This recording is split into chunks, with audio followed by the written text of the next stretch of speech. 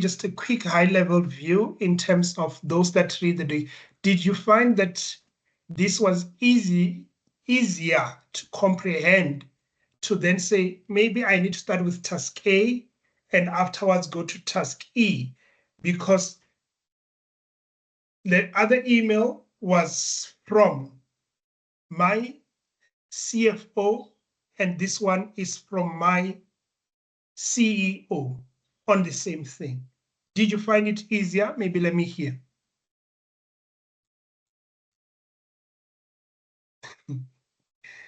London?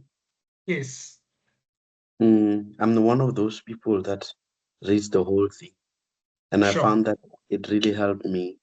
I mean, to argue that it was of a low value. I used this 12 million. You see, this 12 million, it says the list payment was 12 million. And that's how I said, no ways.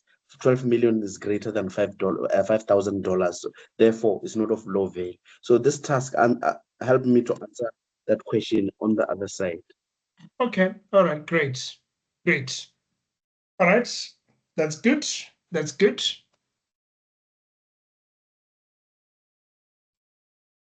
All right, because I not want you to invest that hour, 45 minutes, or however time you invest, and you don't get to see some of the synergies.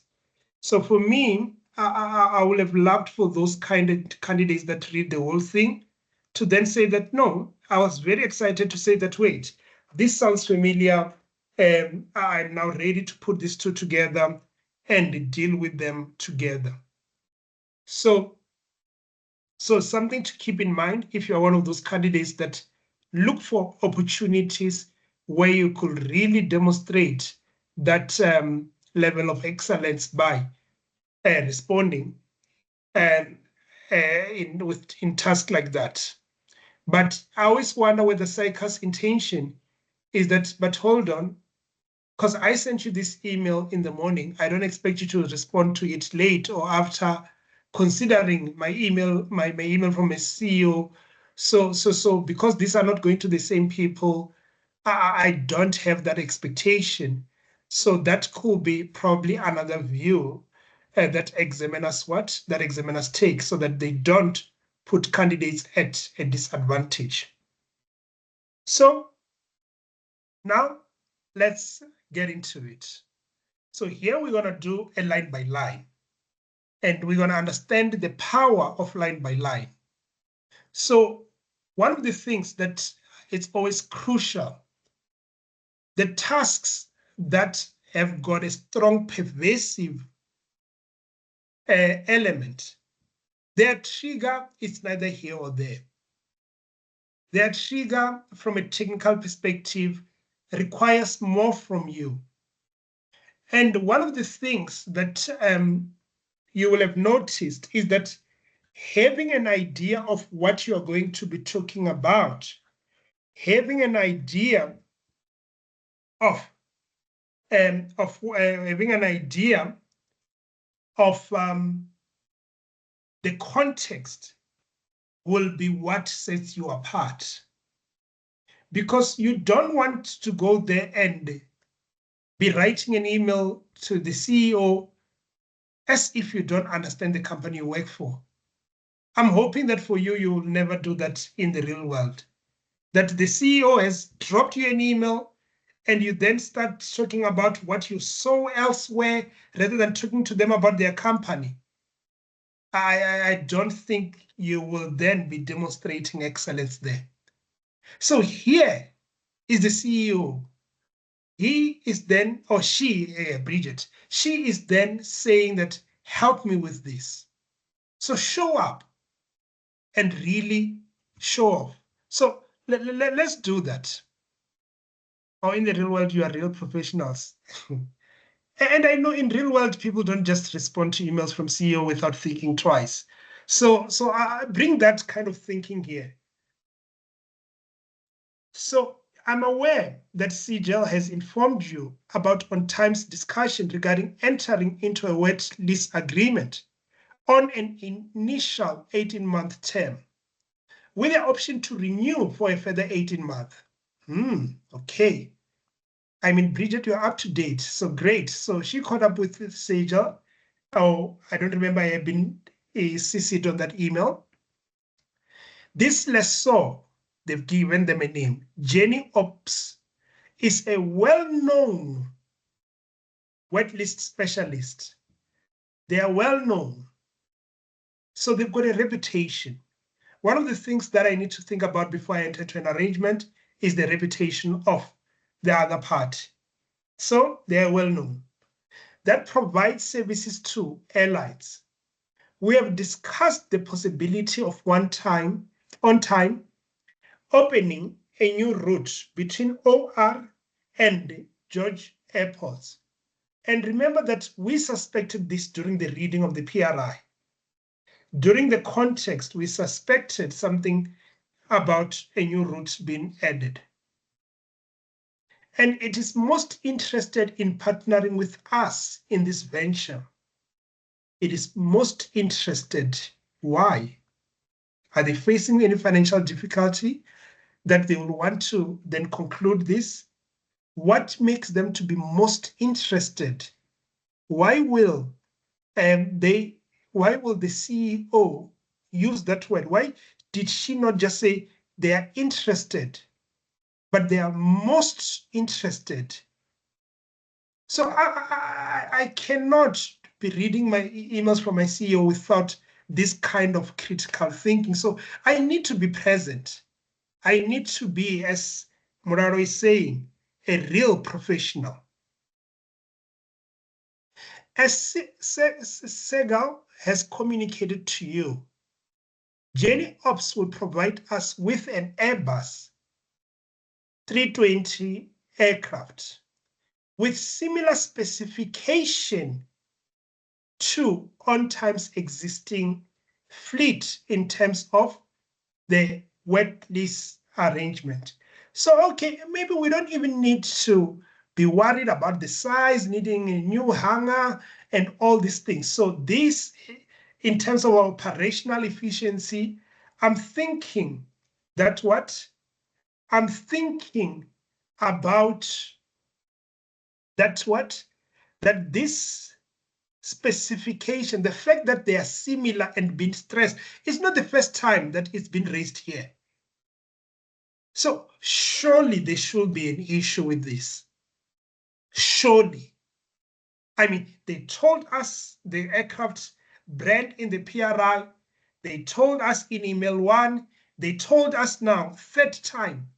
In one case study, though, I need to say something.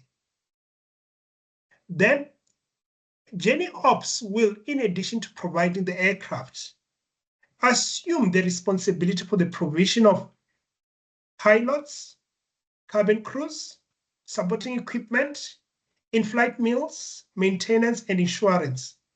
Like, okay, we know that. That's what a wet lease is. But this CEO, she's very considerate. So I'm saying that the least I should do is to really impress her when I respond.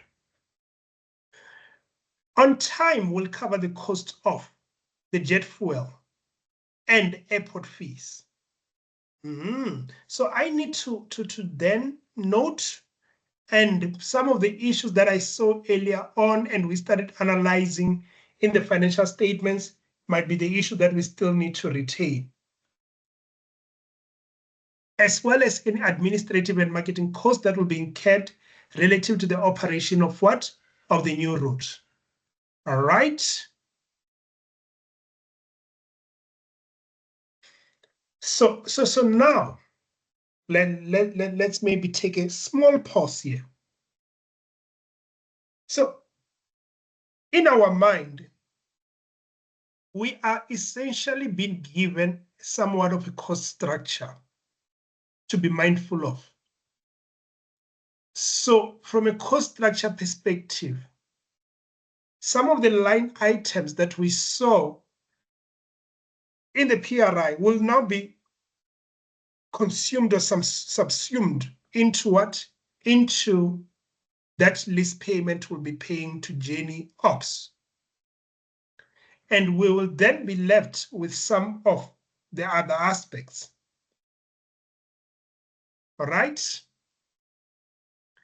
Journey Ops will provide daily flights between OR Tambo and George Airport. Furthermore, they've indicated that the monthly wet lease was going to be what? 12 million per annum, excluding VAT. I've prepared some high-level financial projections for an initial 12-month. Why, CFO, did you prepare only for 12 months? Why do you think she prepared for 12 months?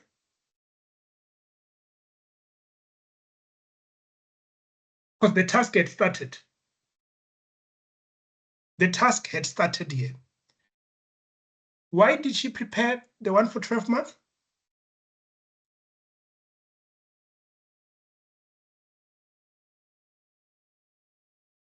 Because she just told us that it's initial 18 months and renewable for another 18. But she then said, I've prepared an initial analysis for 12 months. What did you think about that?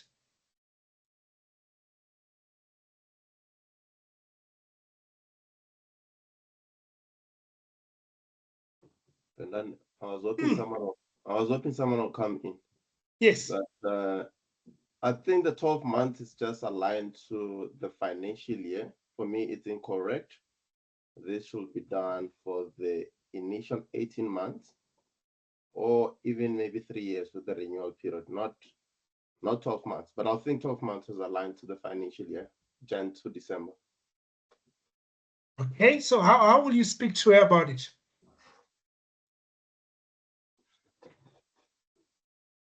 First, I'll say the financial projections should be aligned to the lease term in terms of this proposal.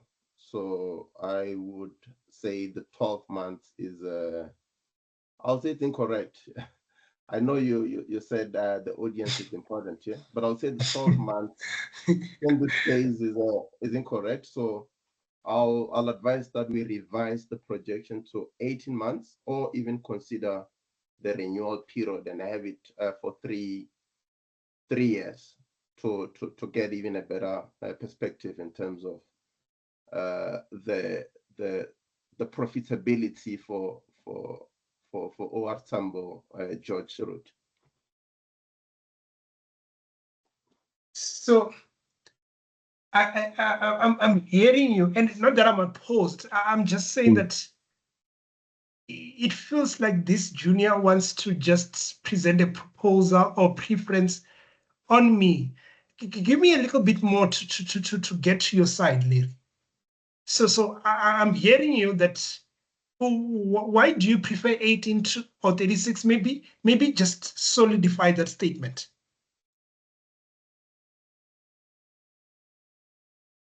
Can I come in? Okay. Come in, Petula. Yeah. Okay. I was not gonna say he's wrong. I was gonna start by saying, CFO, I've noted that your financial projections are based on 12 months. Is there any specific reason why you based it on 12 months? Because the expectation is that we are projecting this to take about 18 months, and there's still another renewable period of 18 months, which is going to be around 3 years. I would recommend that maybe we base our projections on 3 years. I don't know. And you're saying, what is your why?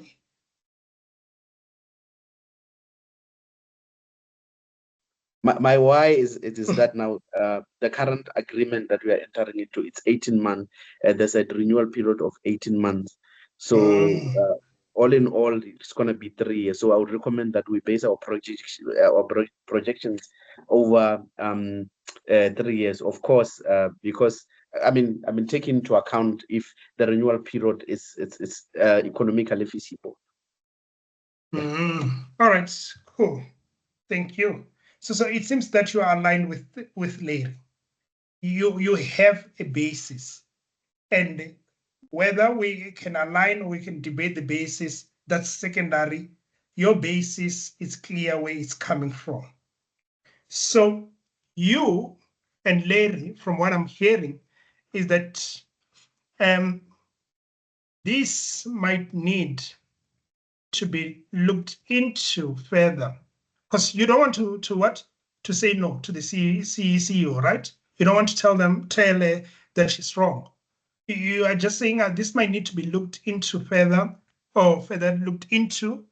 It might be more reasonable, practical, appropriate to align the evaluation of the new route in line with what? In line with the term of the wet lease agreement. And if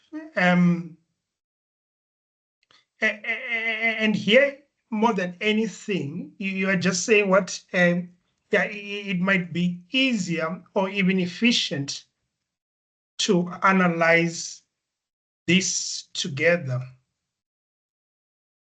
as that will also what? As that will also give us an opportunity to evaluate the renewal option. So that is what you are saying, that if now we look at all this together, now in over 18 months, she'll be able to see that we are making money here. We are making money here. So therefore, she might be able to make another decision having sight of that, to say that let's then renew, because over the initial period, we're going to make money. There is an economic incentive.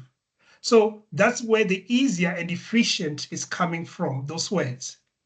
But here, just to then raise the fact that from a reasonability, practicality, or just from a discussion perspective, aligning the evaluation of the route with the wet list will then have given you or given her. Remember what a review is, right? A review is what? It is that evaluation or appraisal with the intention that someone will change their mind. So she's prepared it on 12, and we are thinking that if we tell her to align the two, she might be inclined to change a view and add the 6 months. But we can take this further and make it a nice HLA. How can you make this an HLA from here? How can you make it an HLA? Show me where now the CEO will be impressed with you. What will you then tell her? Let's build from what Larry and Peter have already said. And if they want to come back, they can come back and make that point initially. Ryan, did you want to take it to the next level? Yeah, what can come into my mind would be the fact that if we consider a period longer than 12 months, we will also take into account the time value of money, which might not be accounted for in the 12-month analysis. And just make her impressed. She's now open her eyes. If her glasses were on a table, she has picked up the glasses to read your email further. With you picked the interest, but now really close off this point. How do you bring time value of money into consideration? Hey, I'm stuck there, but I thought of time value of money. Someone, let's close off this point.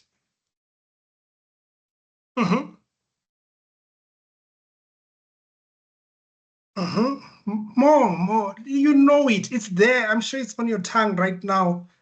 Maybe your fingers are just a little bit tired. You want to type it. Yes, Ntabi, thank you. So if we are to consider the extended term, the effects of time value of money might be what? Might be significant. In such case, I will recommend we consider an NPV analysis as it is more robust for evaluating long-term decisions. Do you see this? Do you see now that you are now at that level? This is the level you talk to your CFO, to your CEO. They need to be asking where you are next for next projects, because you don't just answer whatever is coming, but you are now moving it a step up. Do you see this?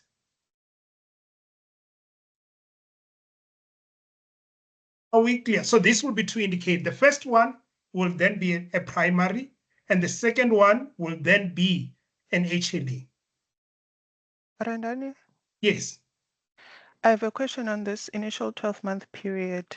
Is Please, it yeah. wrong to assume that if she's giving me 12 months, I would have assumed they want to try out the route just for 12 months. So I wouldn't have even gone to question why you're not doing 18 months. But the problem that will seem out of context is because earlier on, remember they said even PS. You remember what Segal said to us? He even had a PS. Let's go to him, to his email. PS, our intention with leasing this fifth aircraft is to establish a new flight route and not to add capacity to existing routes. So if therefore you are to then raise another point, Letu, you need to be talking about how does this connect or disconnect with the new flight route, because the new flight route that they introduced is the OR Tambo and the George. It's not routes, it's just the route. So that's where, from a context, it might be therefore a little bit difficult to then pull it that this is just testing it for 12 months.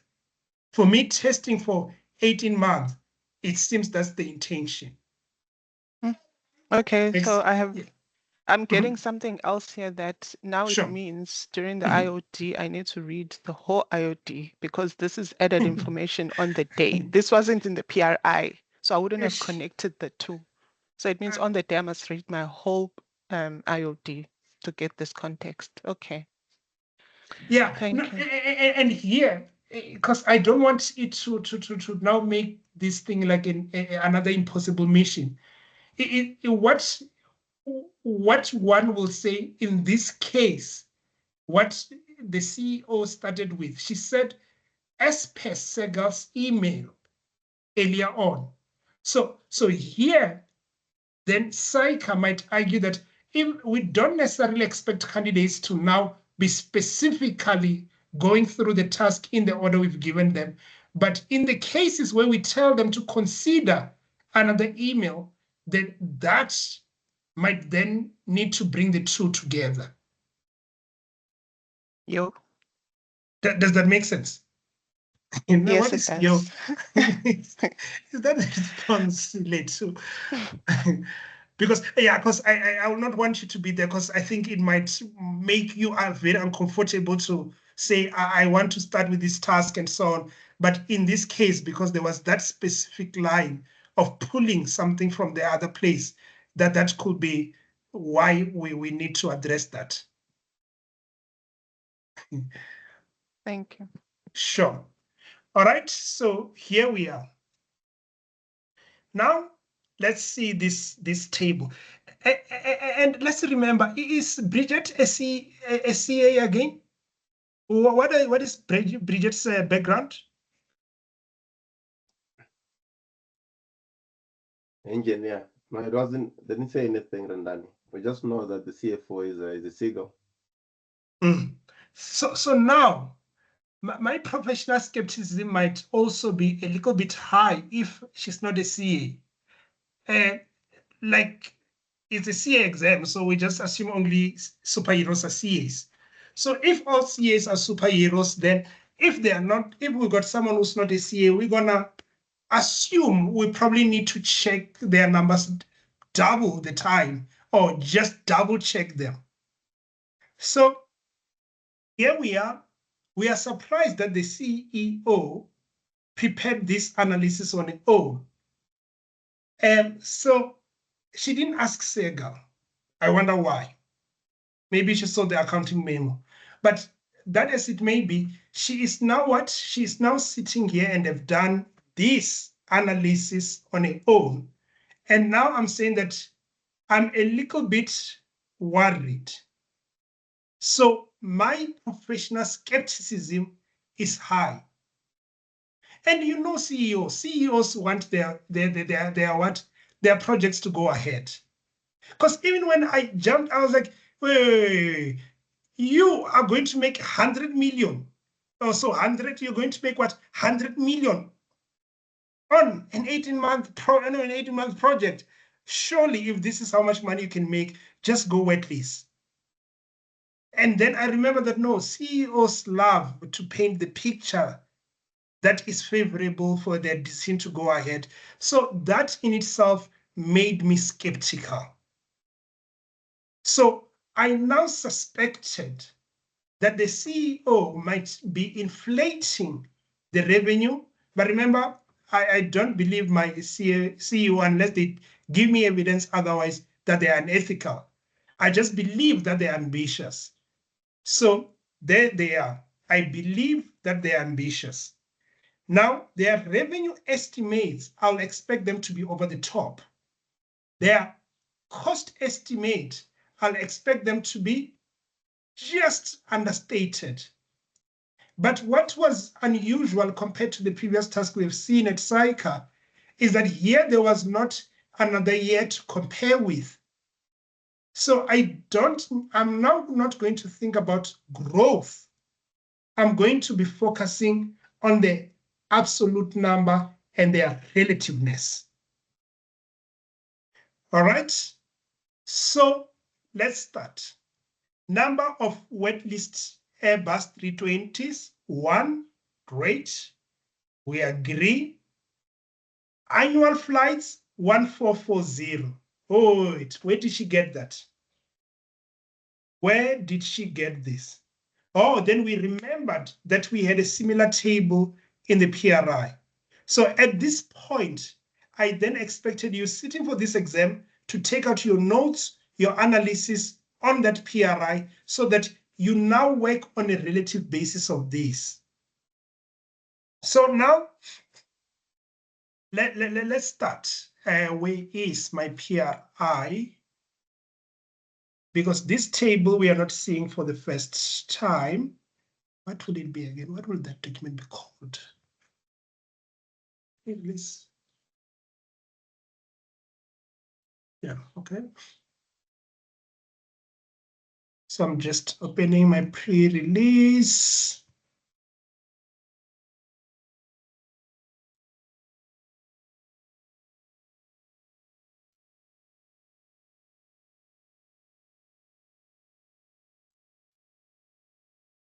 Is mine, I remember I've got mine pre-release.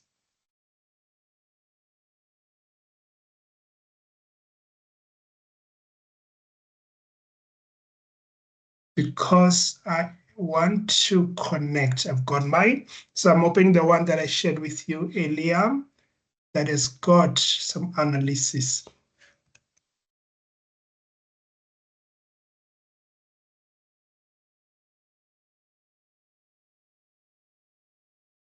I want to share my screen in full.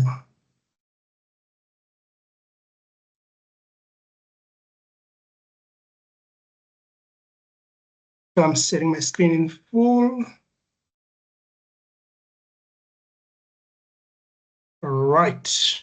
So do you remember this analysis we did in the PRI?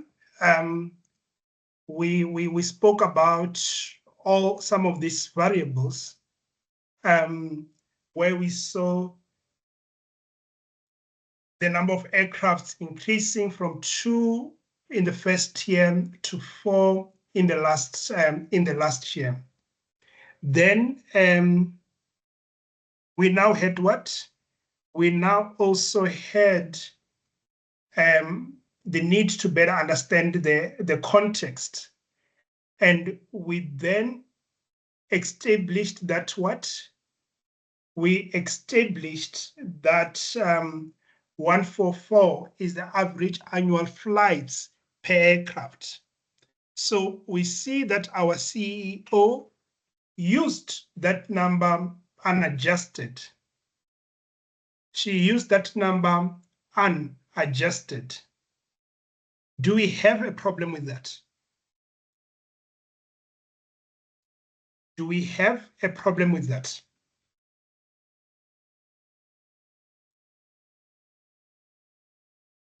Let's talk.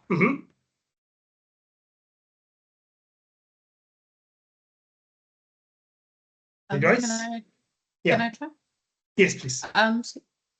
So I think the number that you use, it's already for flights that are established, and we already have like a consistent demand. So using that might be a bit misleading. So it would be better maybe for her to use the information where we used during the research stage, where we established that 150,000. I think it was 150,000 customers that would be looking for that route per annum. So maybe that would be a better option than to use one for flights that are already in demand. All right. So what are you questioning here? Just to make sure I'm with you. Are you questioning, because remember this in itself, maybe let me ask you what this number means to you. Does this number mean there is demand? What does this number mean? Yes. This number to me, it means in a year, they are going to take 1,440 trips between George and OR Tambo.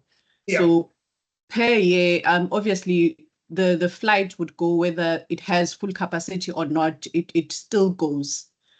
But what I'm saying is, when we look at routes that are already established, like from OR Tambo to Durban or OR Tambo to Cape Town, those routes would do like 2 or 3 routes per day because they are already in demand, and it's routes that are consistently making the trips. Whereas with George, because it's a new one that we're trying out, we might not have 3 or 4 flights going per day. It might be just 1 flight per day. So that is why I'm saying that 1,440 is a number that is for routes that are already established and routes that are much more in demand and already have a consistent flow. So it would not be wise for us to take a decision for something new based on something that is already working.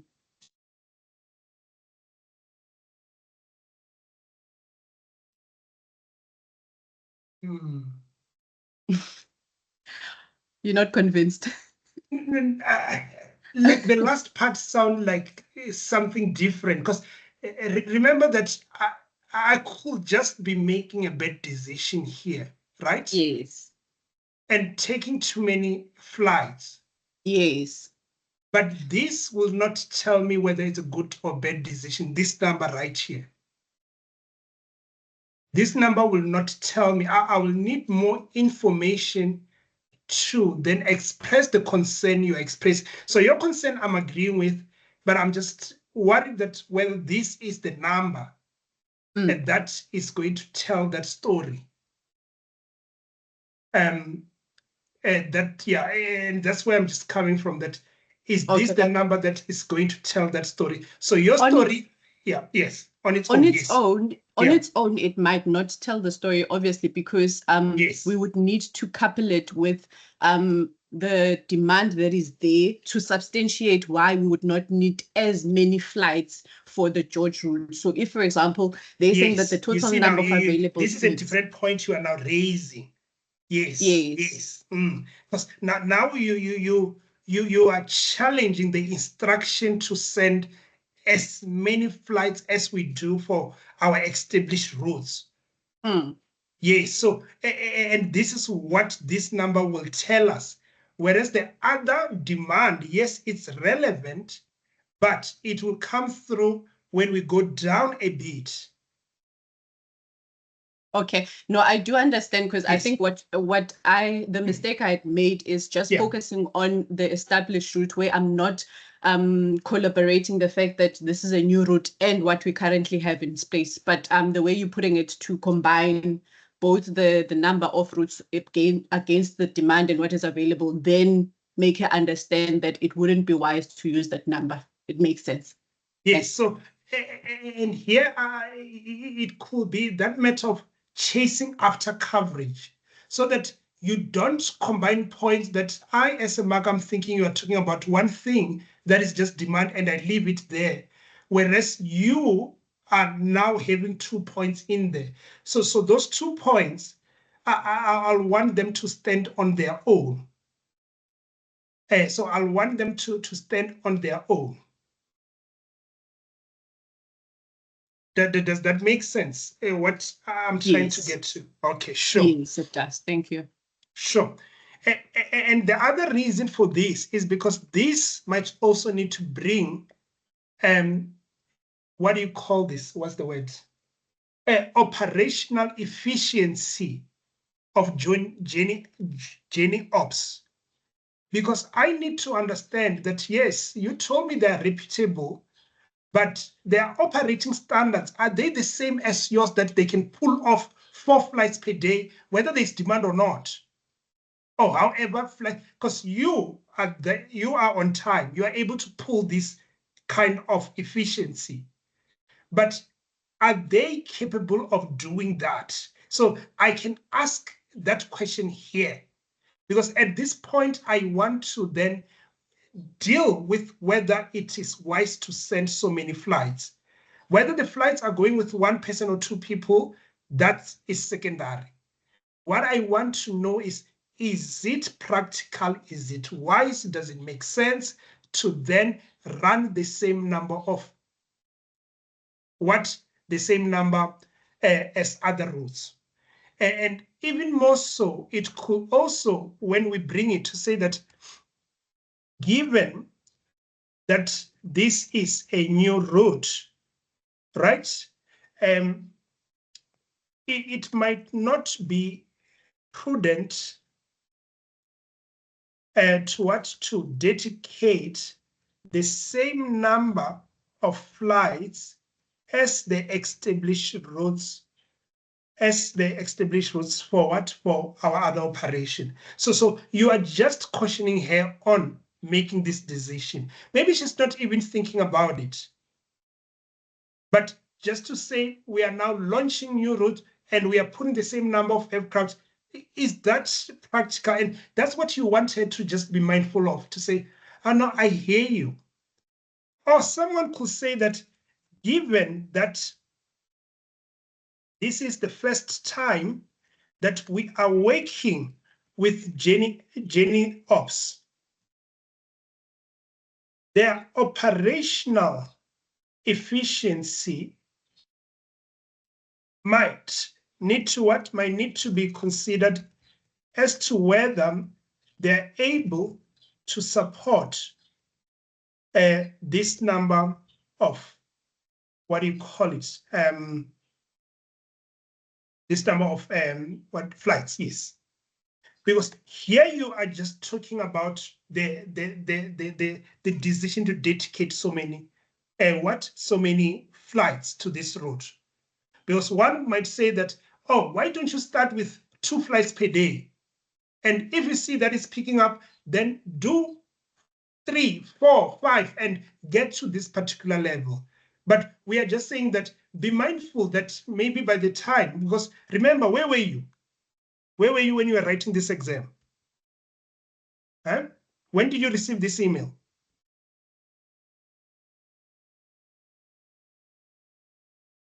You received this email on 6 December, right? 6 December 2023. to 1 June 2024. So this is where you are coming from, that are we now just in these 3 weeks going to be able to do all this?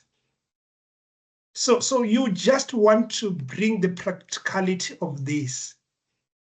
SAA says that they're going to Dar al Salam and what is it, Botswana? And I mean, they've been advertising it from October. And for me, that's the kind of planning that this kind of process requires. That they go and advertise. So you are now saying that it seems you are still talking about the proposed agreement, So what's going to happen? Are you going to sign all these things during the December holidays and 1 Jan you are up in the air? Oh, what does this mean? So that's the practicality I'm talking about. I'm not at a point of whether there's demand or not. The demand, I'm still going to challenge you. But I want to deal with the practicality to commit so many flights on this new route. Does that make sense?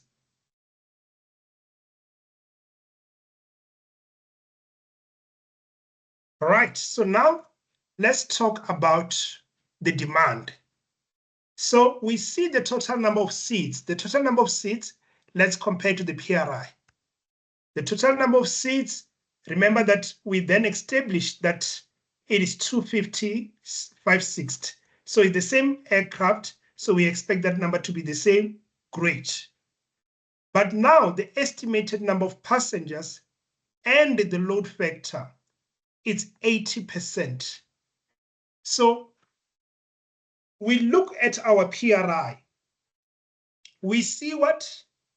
We see 2021, 60%, 2022, 65%, 2023, 70%. Let's talk to our CEO. Remember, she was nice to you when she was speaking to you, so you need to be nice as well. So let's speak to her and let's be nice.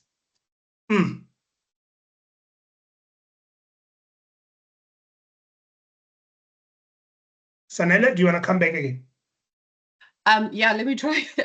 Okay. Sure. So basically now we're saying that our load factor is going to be 80% on the aircraft, whereas in the prior periods we've established that the reasonable growth, it's usually around 70%. So when we now are looking at 80%, we might just be overstating our capabilities, as this is a new route that still needs to get more advertising or more traction to it. So the 80% might be quite an exaggerated number, and we might need to consider a number that is a bit lower. My other concern would also be on the pre-release information. When we are doing the research, we preliminary established that there's going to be about 150 passengers that had that interest.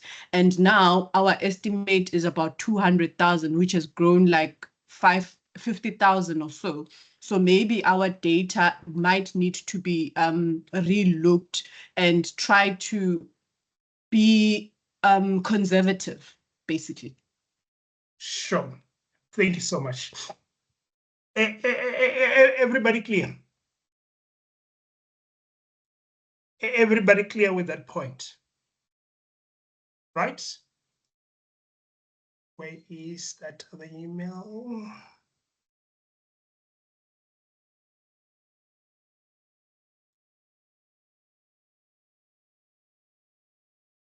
So this is that 150 she's talking about. Do you see that CEO, last week you told me you're expecting 150 and now you've got 200. I mean, like, no, I know you want this to go ahead, but this is 5 days. This is only 5 days. So let's speak to her to say, no, CEO, we would love to support you on this project, but yes. So one, the load factor of 80% appears optimistic, given that on established routes,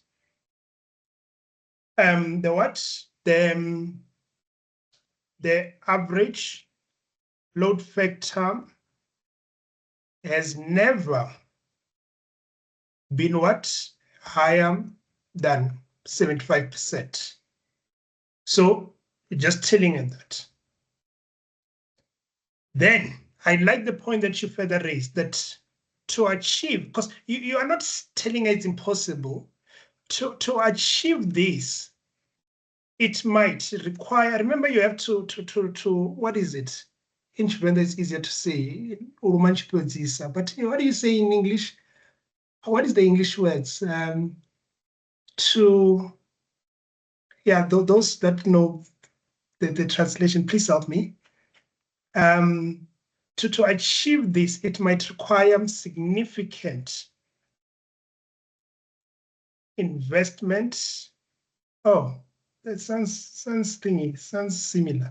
So it might require significant investment in marketing and sales. Hey, now your CFO knows that you are not just being difficult, you are also providing that there could be a possibility to achieve this. And you'll say, this is in light of what? Of the estimate you shared last week regarding 150 passengers. What is this? An independent? What is this? Is no, let me not use those words. This taking into consideration that the preliminary research indicated a demand of 150 passengers per annum. This figure might be an overestimate, might be overestimated. There we are, contextualized. Do you see? It's like we just needed to be present. We just needed to be present. We didn't need to go do some research. We are just here. Like there is nothing that we are doing that we had to find somewhere. All right, great. Now, do you have any problem with the average price per ticket sold? Did you have any problem here? And on my side, I did. Please talk to me. It looked a bit lower in comparison to about the 3.5, especially for a low demand location like George. So we are understating our revenue here. So just go through that again. It looked low compared to normal air price tickets of about 3.5. Oh, so you are saying that you went to do a little bit more. Yeah. So I went to do a little bit more. But it was not clear what you were trying to say. I didn't know. You were telling me about the price and I didn't know it came from. As your CEO, I might be saying, what is this one talking about? Oh. Yes. So tell me what you did to get to your average. Yes. So if I'm comparing industry norms like competitors like ComAir, the charging rate is approximately 3.5 to travel to George, while we're charging about around 1.5 to George from George to Johannesburg. Therefore, we are undercharging. Wait, is going to George so expensive now? Are you sure? Remember, yeah, Yes. because there's also landing fees. So what I'm covered from research is that going to a smaller airport or airline, it's much more expensive to land. The landing fees are much more expensive. So therefore, you have to counter that into your tickets. So it will be much more expensive in comparison to normal Cape Town. Because if I'm looking at competitors like ComAir, because they pretty show me the person who are going to ComAir, people like who are going to George, are people like ComAir as a competitor, and the normal prices will be around 3.5. So if the main guy who's going to charge around what we were given as competitors, charging around 3.5, and we're charging 1.5. Are we not trying to be too optimistic in terms of making the deal look too lucrative? Because we are going to go under if we charge 1.5, from my understanding. All right. The average price was about 3.5, and therefore the proposed price appears too low. There could be what? There could be an opportunity to lower the, no, let's keep it a strategic consideration. So from a strategic consideration, let me bring the strategic consideration, but it's just here, it's a little bit weird because we've got already a high profit. If we had some loss, then one will make this much more relevant. Okay, let's park this. All right, so here we are, based on, yeah. Anyone though that had a different view around this 1.8? I do. Okay. So on my side, I think Yes. the 1.8, Mhm. it's based on when we look at the other calculation, on the ones that we had, I'm just trying to find it, the pre-release. They said the average was 1.7, I think the last one.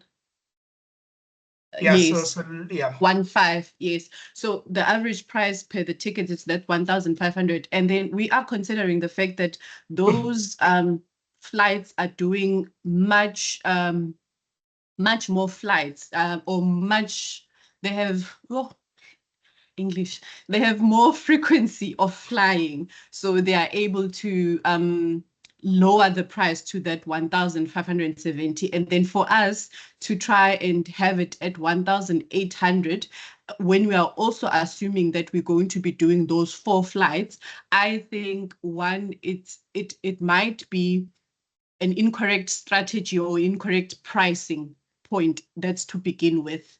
And considering that, Keep it simple. Let me keep it simple.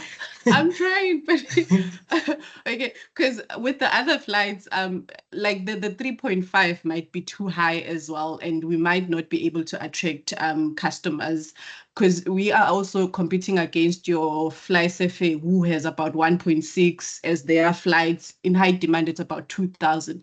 So that 1.8, it's too ambitious because they're basing it on the other established routes that are doing more flights and have more customers. So their average is able to go to that 1.5 because of that higher demand and the higher flights. I don't know. It's making sense in my mind, but I can't articulate it. Yeah, it sounds like you are a little bit all over, but yes. And it sounds like I know, you are also touching on strategic considerations. Because remember that you want to just review this and the reasonability in this context. But if you are disagreeing with the price, and then as in you are accepting that this is what it is, but you might now raise competitor considerations, which is what you're talking about, that might fall more closely under strategic considerations. Okay. Yes. Okay. No, I get it.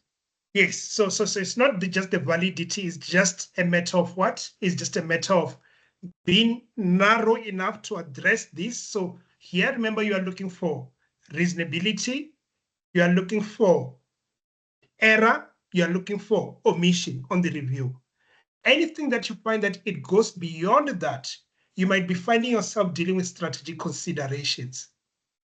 So to avoid yourself repeating yourself, it might be just appropriate to say, what am I doing here? And let me keep to it.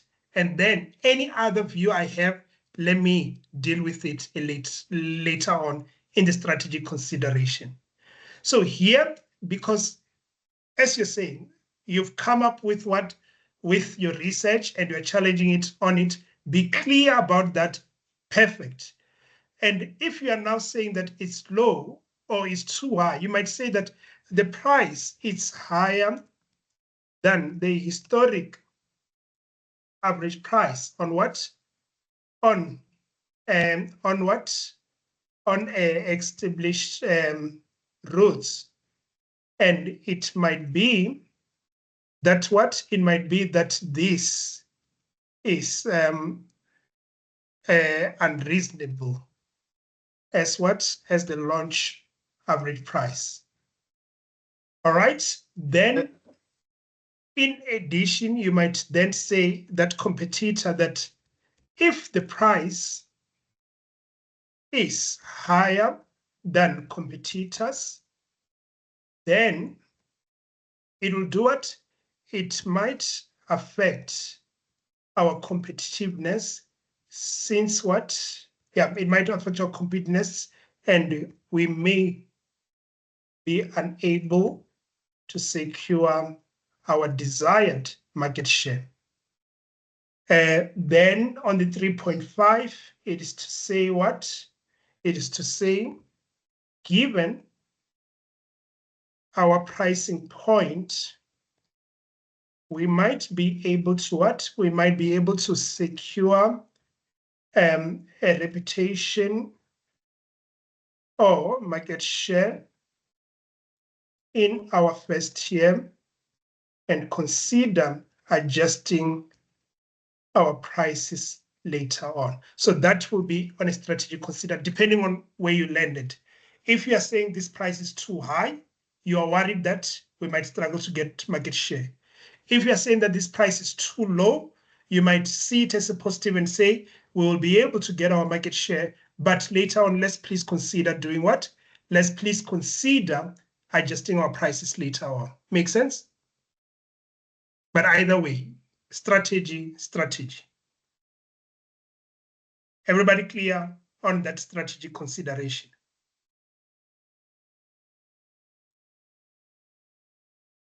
Sorry, Randani. Please. So you can't mention these two things. Now you must choose one, or they will say you're contradicting yourself. What do you think? Yeah, and I think these are a little bit worlds apart. I'll want you to choose one. Which in some cases, the bringing of the 3.5, right? It might be considered to be HLA because it's demonstrating you going out when you are given a trigger and making sure that when you engage with management, you are engaging on real life aspect.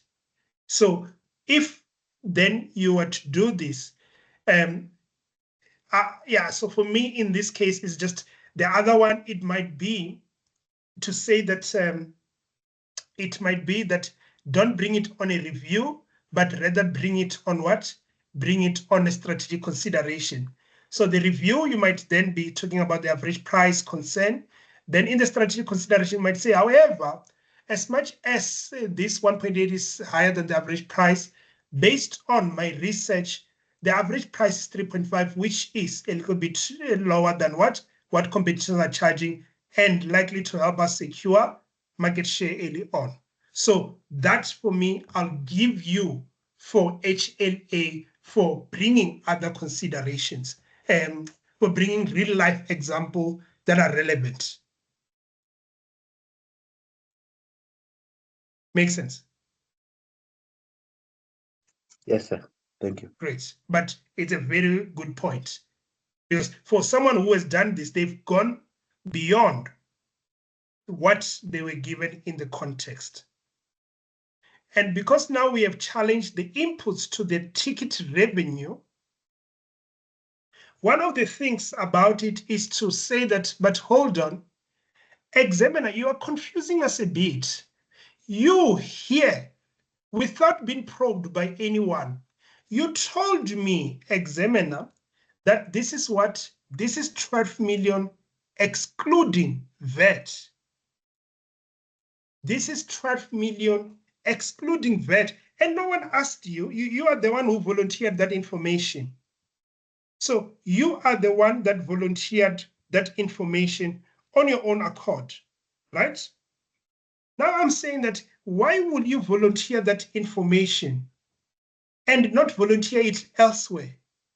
Because if I remove VAT on that 1.8, let's see if we remove VAT on that 1.8, what do we get? So remove, so X VAT price for the 1.8. What do you get? 1565. Hey, that's interesting now. 1565. Now, wait. Is this 165 not aligned to this 157 or 74? Maybe that amount included VAT, did it not?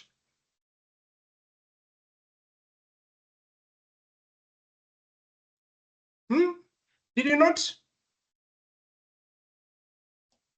Yeah, we can make up a story, Randan, yeah. Storytelling. We can say it's including VAT. No, you cannot say it. You can ask her to consider it.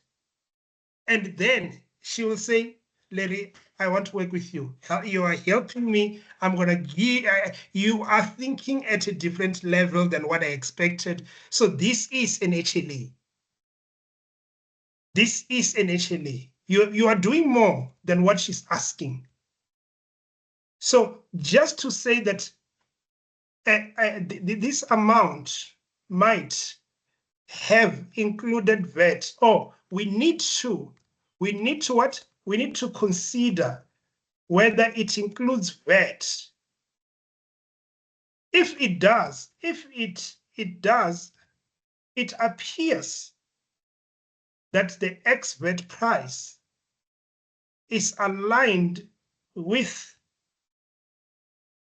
our average price on all other routes.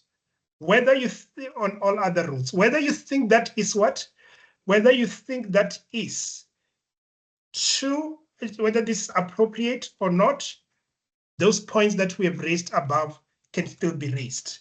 But now you have just done more. Do you see this? And here the point about VAT is because of this. She volunteered this information. No one provoked her. No one said anything. She just then put these words. And you are saying that now it can be. Why would you do that? I mean, I was going through this and there was nothing about this, but here you had to mention it. Are we clear how we are showing up? Do you see what I was saying in that welcome note, that if someone asks you, is this a MAF task or is this just a pervasive task? Rinjan, can I ask a question? I'm just looking at this line item, the 1.8, the price here. So either, okay, I want to raise a point in terms of the 1.8. I would say it's a bit higher compared to the current rate. That's one. Then I also raised the issue with the VAT. So I'm raising 2 points related to the same line item. Yeah. Will I get 2 indicators for that, or just 1 indicator because it's related to 1 line item? Yeah, no, what I'm saying here is that you can literally walk away with 3 indicators. You can walk away with 1, no 4. You can walk away with 1 for comparison with historic, 2 for raising strategic consideration, 4 for demonstrating that competency of applying research on the day of the assessment. Then 4 for doing what? 4, demonstrating integrated thinking. Your technical skills is at an HLA, you. So you're getting 4 indicators on 1 line item. Imagine. Okay, that's good. Yeah, that's good news, right? It's exciting, right? Yes, because I was thinking maybe you just get 1 indicator for one line item, even though you write 4. So, and maybe let me explain how Saika thinks about it. So Saika then says, if you are questioning the reasonability, they might lump it all together. Does that make sense? So no, in other words, yeah, as long as you're questioning the reasonability, but here you are bringing different competencies in tackling this. One, you are bringing your critical thinking by comparison. 2, you are bringing your research skills by bringing things that are not there. So it's like a higher level critical thinking because you are bringing things and you are testing them for reasonability. Then 4, you are now doing what? You are demonstrating business acumen by bringing competitors and the impact on market share. And number 6, number 4, you are bringing your technical skills by integrating tax into a pervasive task. So you are being a superhero here. Does that make sense? Yes, I get your point. If Yes. you're saying if all my 4 points were trying to verify the reasonability of the amount, then it would be lumped as 1 point. But Yeah. because I'm taking it from the technical perspective, the business Yeah. context, Yes. then Yes. I'm aiming different indicators for that relating to the same line item. 100%. Thank you. Captured it well. Yes. Are we clear?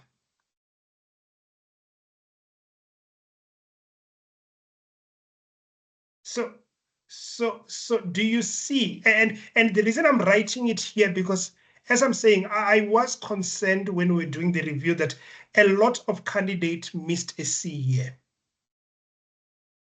They've missed a C, and as a result, I want to write down so that you learn to write down as well to say, how do I raise a problem that I'm seeing? But are we making sense?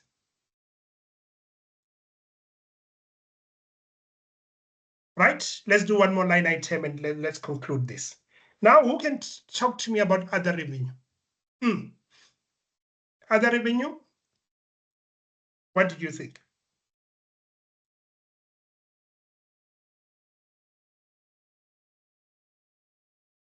Rondani, Yes, please.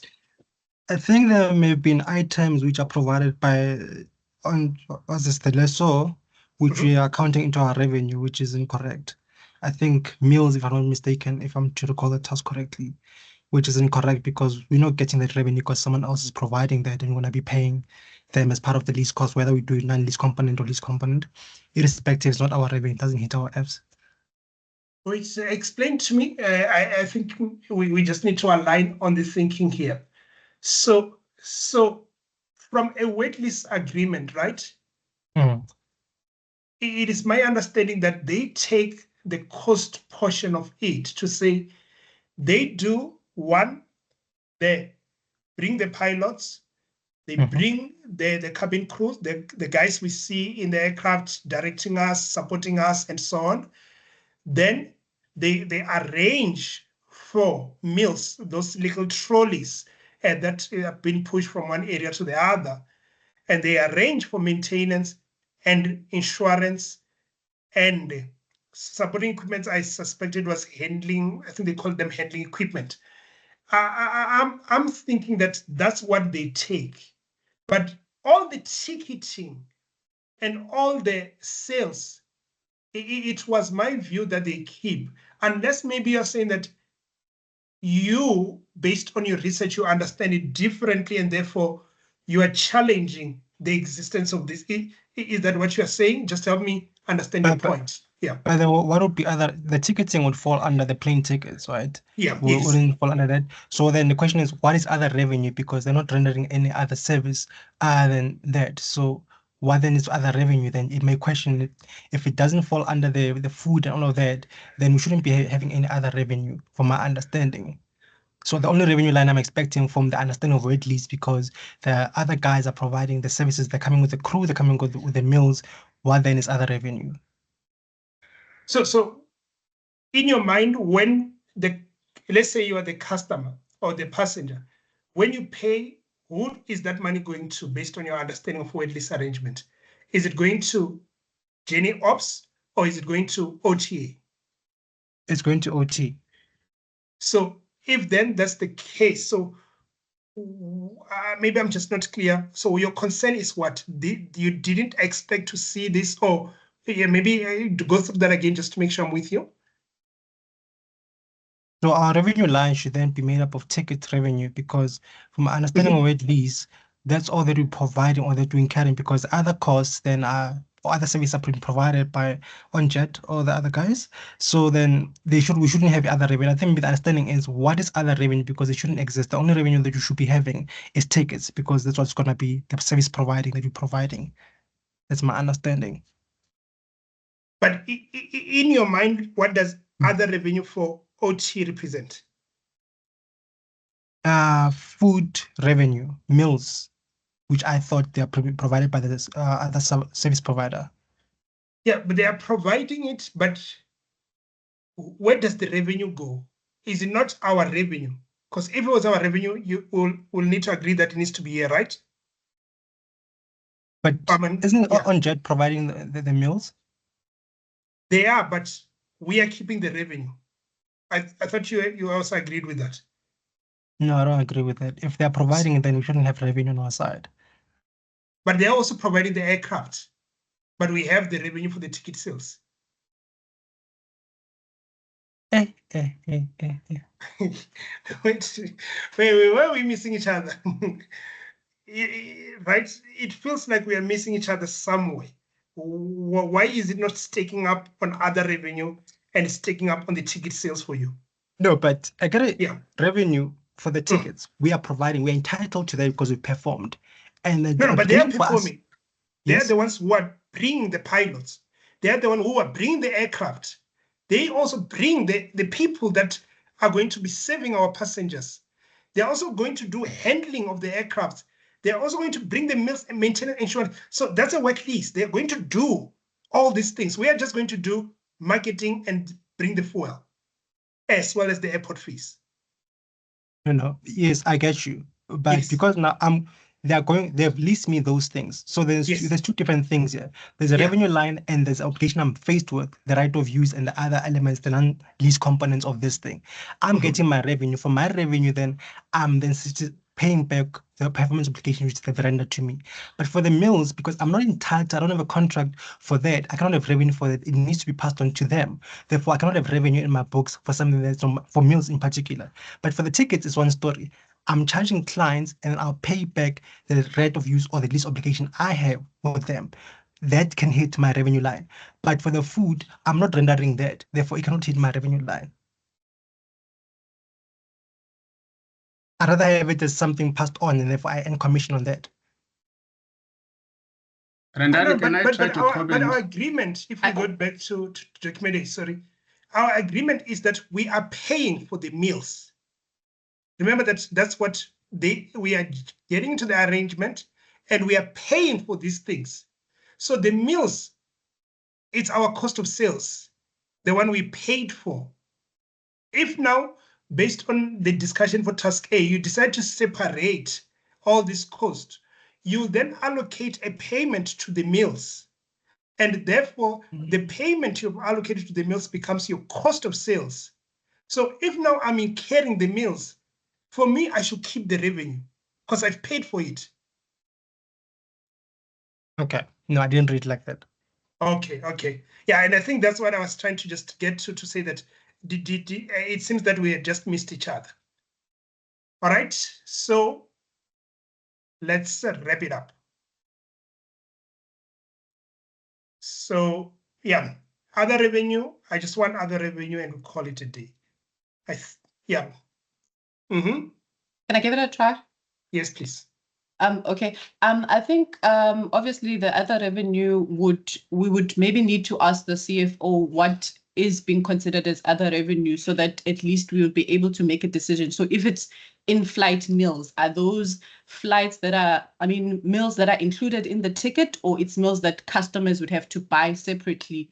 And then it might also be that other revenue might be referring to cancellation fees. So in terms of customers that have paid, but they missed their flight, we would need to recognize that as our revenue. So maybe just getting more information to terms of what factors was she considering and why is it 18 million, then it would be easier for us to say, is it reasonable or it's not reasonable? Okay. So the fact that she was already told, remember she's the one who sent you the document earlier on, right? She sent you this document earlier on when you joined the firm, and she then told you what other revenue is. Where did she tell you again? Remember, this is her document. She told you that other revenue represents mainly meals, food, beverages, sold passenger on flights. Oh, okay. So she told you this, and this is a document. So maybe one can argue that one will expect that she doesn't need to explain herself again. Yeah. So, okay. but nonetheless, do we have concern though? Do we have what? Do we have any concerns on the number she has put? Yeah. Let me go back to that number. Where's now? Yeah, that 18 million. Yes, you are remembering it. Yes, let me just go back to Let's see. How many pasta? So it's 18 million divided by the 200,000. I like that. I like that. Yes. About I like 5%. It's how much per percent? About 5. It's about 5%, Aaron. I'm sorry to come in here. It's It's about about- 5%.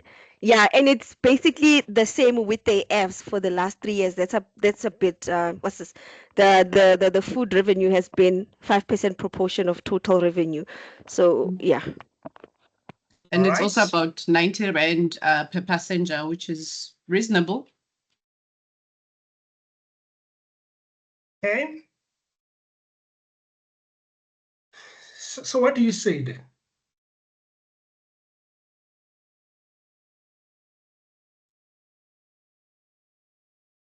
I guess we won't we be in agreement with her adding it?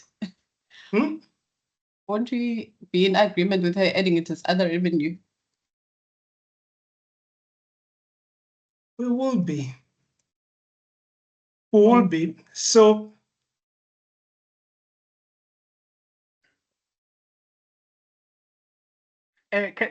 If we are questioning the total number of passengers that are going to board, can't we then start also questioning whether this revenue that you are saying that you are going to generate might not be appropriate? but it will, for you, because you saw the earlier point, it will be fair. But for the other student that didn't, it might be double penalizing. And they don't like that. You understand that if I didn't question the passengers, you are saying that this point will therefore be difficult for me as well. Okay. Do you see? So it's like, let's not act like we don't want more CAs. We do.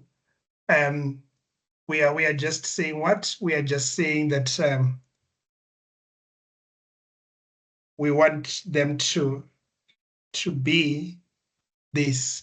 So now let's calculate the average price of a meal in the historic financials. Well, what do we get? Is it also at 90 rand per passenger?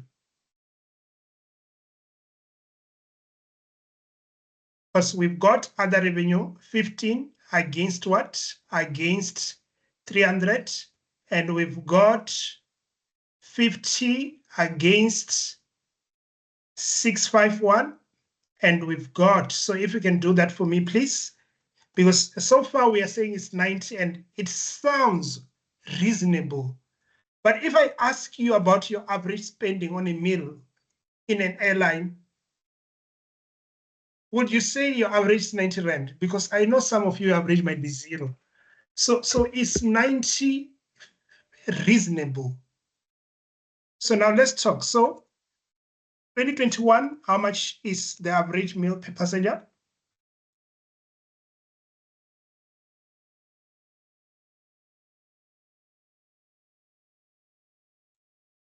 Can someone help?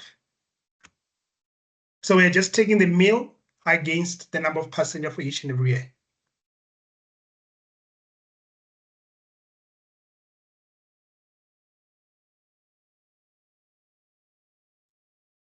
It's 5.26%. I know it should be rands, right? Remember that this will be 1,000. Yes, it's just say multiply by 1,000 to the number you have.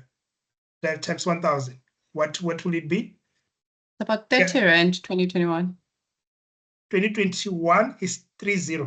Let's do plus minus. Okay. And then 2022.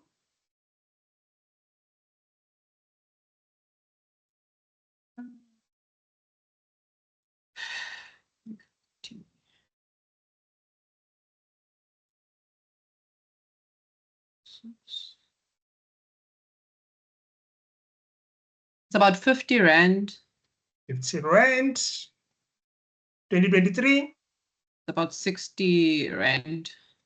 Now let's talk about that 90 again. Oh, it's too high. You guys, but you were saying it's too low. It's reasonable without testing it. Yeah. So yeah. I've looked into what? Into the meals, average what? Average meal revenue per passenger for the figures you provided me. And based on this, the current figure of 90 Rand is a little bit what? It's a little bit optimistic. I would have loved for this to be HLA. I thought by making it primary cycle was a little bit overly demanding, because you needed to have done some analysis to get to whether this is reasonable or not. But here we are. Randan, was this a what are meals optional or just part of the ticket? Or it wasn't mentioned anywhere? Yeah, but if you it wasn't mentioned. that, if you mentioned that it's optional, so no, so what? Yeah, okay, yeah, go on. Oh, no, so you mean you as part of challenging this? So, lady, I think you've got a different point, but it might be valid. Talk to me. Yes. Yeah, I was saying my challenge to this was to say, because it's not said anywhere in the pre-release or in the IOD. Yeah. So the meals, yeah, I mean, it's a short distance to travel. So are they optional, or is it a part of the ticket price? If it's part of the ticket price, then I agree. It's agree. But if it's optional, then I question this 18 million. Yeah, but if optional, Larry, I'll then say that what will the accounting standard say? No, I'm not going to think now. I'm tired. You guys will think for me. So if it's optional, will we show revenue? That's your problem, right? I'm going to leave it to you. You're the one going to write. So let me leave it to you. If optional, then this might be a little bit what? A little bit unreasonable, since not all passengers will purchase meals during the flight. Additionally, this is likely the case given that the trip to George might be what? Might be to what? Might be to, might be, what's the word used? Short. What is it? A short trip, yeah. Might be a short trip. Yeah. Or if you want to show off, you might say that given that most of the people that can afford these flights, they might have Investec and other private banks, they will likely use the what? Lounges, and unlikely to consider in-flight meals. But this is where you are saying that cycle, we've arrived. We know these things. Well, that's me, and then yeah. All right, so we can keep it there. We can keep it there. But do you see? Do you see this thinking that was required of you? So this task, I think sometimes tasks like this are difficult for me because candidates want technical in that competency to always feature. But look at what we've done. The only technical that is coming is that vet point. But in other instances, it's just context. It's just going back and saying the document you gave me, what were the load factors? What were the in-flight meals? What were these? And for those that have watched the screencast at this point, you'll remember that I told you, go and do a financial analysis every time on the PRI. Because when you do a financial analysis, you are then empowering yourself to start seeing some of the things that might not necessarily be evident. So the PRI should not be read. We have agreed on that. It should be analyzed. So the financial information, go analyze them. So you will also remember that in that screencast, I even took these numbers, put them on what? On Excel, and I then did some growth, some margins, and so on. That's the kind of analysis that I want you to go into. So please, if you have not done that, go into that in detail and make sure you really get there.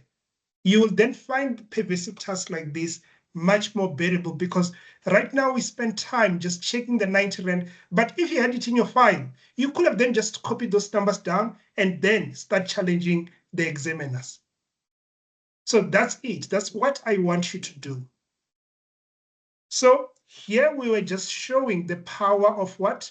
The power of line by line review. To say when we are doing line by line, it does not mean we are so focused into the context, but we are more within the bigger context of what this case study is all about. So that's all I had for you for today.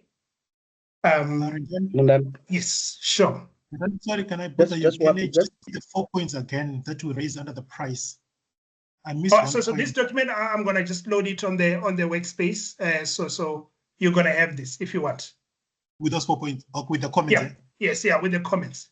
Sure, thank you. Yeah, sure. So I'll also load this. I think it wasn't loaded. I'll check with the admin team. So this one, the one for the PRI. So I'll also load this, but yeah, I'll also load this. Sure. Sorry, Rendani, can I just ask one last question? Please. When you mentioned that whatever doesn't fall within the review, so when looking at technical errors, omissions, or reasonability, that you should rather include it under the strategic considerations.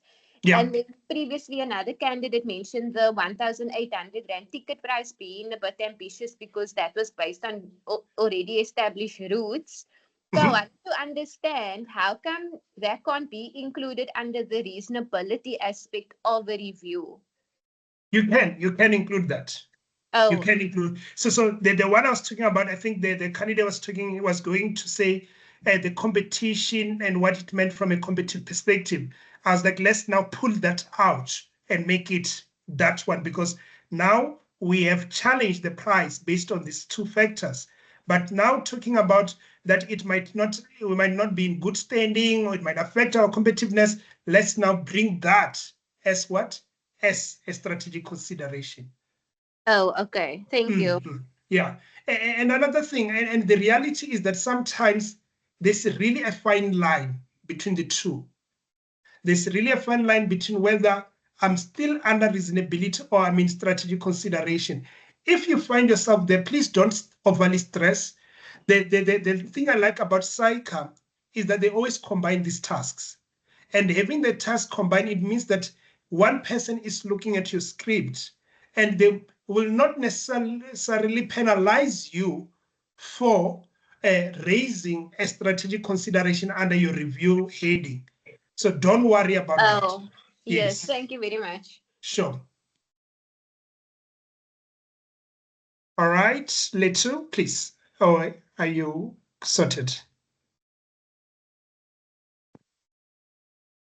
Sorted. All right, great. Number speed, yes. You are number 3 here. Nandani. Sure. I mean, I just wanted to thank you very much. I mean, this really means a lot. Saika never does it like this. No one else does it. It's you. We really appreciate it. Thank you very much, bro. Thanks.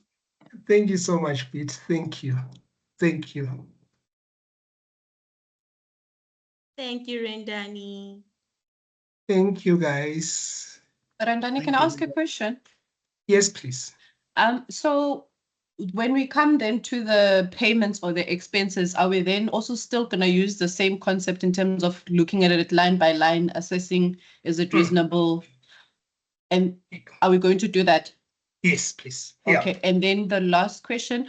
I see that at the end of her comment, Bridget says, I have not yet compiled the financial forecast beyond the 2024. And then she said they can do that once they're happy with the 12 months. What was the reason that, or what was the reason they had that sentence on? What, is there anything we're supposed to look at or comment on that? Yes, so I think for me, the point that you've already raised on the 12th month, because remember that you were suggesting that let's just do it all at once, because this arrangement was entered into for the new route, and this is just an 18-month arrangement. So let's just do it together. So that's whether you raised it on top or you raised it here, it will still be about that, just to say it might be more appropriate or better if we do it this way. Oh, so we can use actually that line to sort of like have it as a rebuttal to say we're not going to consider the 36 months, but we're only going to look at the 18 months. Yeah, that might be fair, that when you are happy. And I think here it was also just emphasizing the fact that we are making a decision and looking at the entire traffic, it will make her clear about whether she is happy with this route or not. Yeah, so it was just, so for me, it linked to that decision-making process that, so when you say you are happy, if you're not happy, what's going to happen to the wet lease arrangement? So that I might also even ask as part of what? As part of the strategic consideration. That, all right, if we find that we are not happy, what will be the implication? Are we able to absorb it into any of our existing routes, or will we just continue and so on? But in this case, it was a difficult one because she was not on the margin. She was sitting at 100 million. So one will say, but what more are you waiting for? Because you are saying this thing is very nice, financially speaking. Okay. And then since obviously they haven't asked us basically to say, are we going for or we going against? So in terms of the conclusion, would we put that as the conclusion to say we given the information or the review that we've done, you guys would then need to decide, should we go on? I'm just getting it a bit difficult to say because there isn't like a clear question that they gave us when we are concluding for the review. How do we then close this question off? All right, so for me, I will have closed off after I've done the additional consideration. I will have said that, there are merits or there are concerns that we have about this new route. With regards to the financial, I'll want maybe to look at my feedback before we finalize the decision of whether we go ahead or not. Because at this point, one will say that we cannot ignore the numbers, but we have so many problems with the numbers. So the 100 million, one will say, I want it a little bit lower, but even if it goes low, can it go to a negative from 100? If you don't believe that, then you can say that, based on where the numbers are, even after taking my adjustment into account, it seems this is a good route. But you will not necessarily be given credit for either agreeing or not agreeing, but it will be just to say, express a view. But in this case, he didn't even ask for it, but I'll just put it just to be safe and say that, that's my view, or as a parting or concluding note. Okay, thank you. Sure, yeah.